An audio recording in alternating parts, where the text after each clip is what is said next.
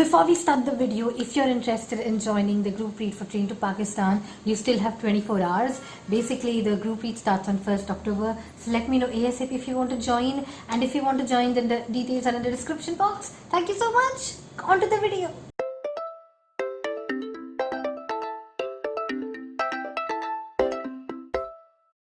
Hey guys, welcome back to Weekly Reads. Welcome back, and this is where I talk about the books that I read in the past week and the ones that I'm reading currently. In all honesty, let me just start by saying this, that I was planning to film my September wrap up today, but I decided against it because one, I normally shoot weekly reads on a schedule and I edit it on a schedule because I'm shooting weekly reads on weekdays. So that's a bit challenging. Second thing, I have a lot of books to cover, and that's why I thought that the Sunday video would be awesome. And I did not want to break the weekly reads chain anyway, because we've been doing weekly reads since some time now. So this is weekly reads week 40. Let's get started. So in the past week, I read only one book, and that is The Girl in White Cotton by Avni Doshi, which has been shortlisted for the Booker 2020 prize, of course. Now, in all honesty, I love this book. This is Booker material. I'm 100% sure the Booker jury sits with like a list of characteristics or elements that a Booker book needs to have, and this kind of checks all of them. If you love this book, or if you love Salman Rushdie's books, if you love Arundhati Roy's books, like if you love like books which are very weird for the general public, then this is a book you will obviously love. Like, when I was reading this, it completely reminded me of Salman Rushdie's The Moon's Last Sigh. And if you like Salman Rushdie, you should read this book. That's all I have to say. Anyway, I think while reading the reviews on Amazon as well as on Goodreads, I realized many Indians have DNF'd this book. And many Indians have given it like 1-star ratings. I'm like, why? Like, what are you expecting? This is like a book. Like, I mean, you're entitled to your opinion, I understand. But then you don't have any right to say that. I mean, you have the right, but then it's foolish to say that, oh, why isn't this a Booker book? Like, why isn't the Booker selecting good books? I'm like, dude, Booker selects books like these. Like, what do you think? Like, the Booker prize has been there around since 1969, I believe. So since the 1960s, let's say the 1960s for simplicity's sake. What do you expect? Like, what do you expect? Like, the Booker's been around since that time, and they've always been awarding books like Avni Doshi's Burnt Sugar or The Girl in White Cotton, the Booker Prize. And this is a great contender. Like, that's how the Booker Prize works. In my opinion, every prize has this kind of element or characteristic around it, like be it the Pulitzer Prize or Pulitzer? Yeah, I hope you call it Pulitzer Prize. Anyway, I'm just embarrassing myself on YouTube, so let's just move on. The Booker Prize, the JCB Prize, like all of them have a theme associated with it. Like, no matter whichever prize you select, they have like a particular theme that they always see in a book. They have some parameters, and in all honesty, this one fits the bill. So let this effing win the Booker Prize. Please go ahead. Give this the Booker Prize. But you know what? Let me read the others as well, because I have like 3 more books pending, and like 3 more books pending to start. I need to finish those 3 in October, and then only can I give you a verdict, and then only can I make a winner prediction video. Why am I saying shortlist predictions? Anyway, so now we are done with 3 minutes just talking about Avni Doshi's book. Let me just begin by telling you the books that I'm reading currently. So the first book that I'm reading currently is The New Wilderness by Diane Cook. So this is like my 3rd book in the shortlist that I am reading, and basically I'm done with like about 39%, 40% of the book.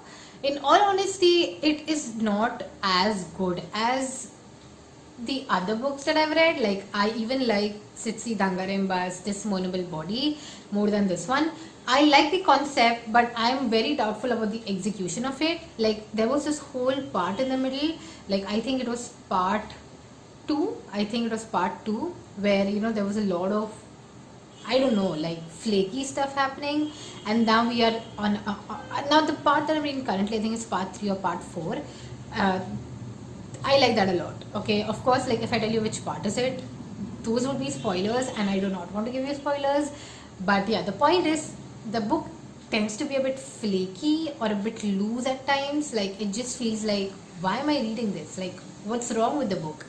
But then, yeah, I think I can only judge the book as a whole when we reach the end of it. So, yeah, that's that. The next book that I'm reading currently is Wolf Hall by Hilary Mantel. So, yeah, I want to read this. Actually, I was reading this as a part of the readathon, but I don't think I'll be able to finish it, of course, in September because this is the last day of September. But yeah, I mean, it's a great book. I'm enjoying it a lot. I really, really like that kind of political tension that's built around it, and moreover, this one feels like a thriller. Okay, it's not even like I'm surprised it's won the Booker Prize, but as of now, it feels like a thriller. So that's very interesting. And meanwhile, I am really enjoying this book, but I don't think I'll be able to pick up the sequel as soon as like I finish this. I mean, of course, if this book compels me to pick up the sequel, I will do that. But October is a very busy reading month. I have a lot of stuff going on again. I mean, I will have to wait till November to pick up the books that I really, really want to read.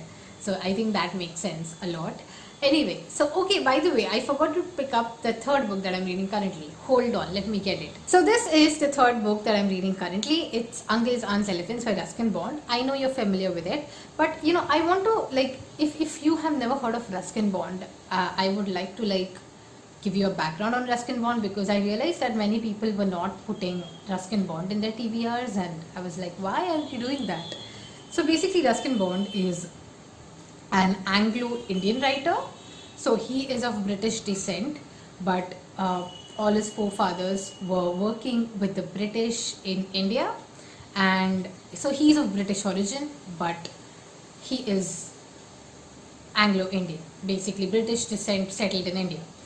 So the main theme with this book is it's a collection of short stories, and it is actually divided into two parts: fiction and non-fiction. So the non-fiction part of short stories is what I'm currently reading, and I finished the fiction part of it.